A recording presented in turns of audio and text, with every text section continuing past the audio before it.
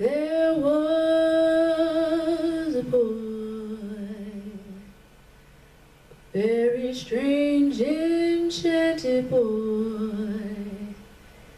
They say he wandered very far, over land and sea.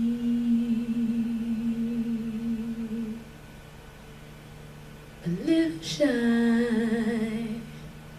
and sad of eye, but very wise was he.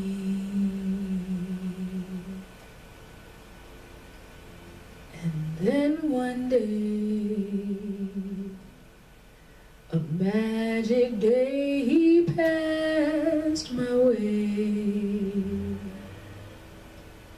While we spoke of many things, fools and kings, this he said to me: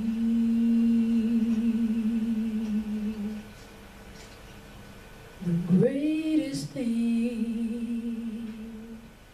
you'll ever learn is just to love and be loved.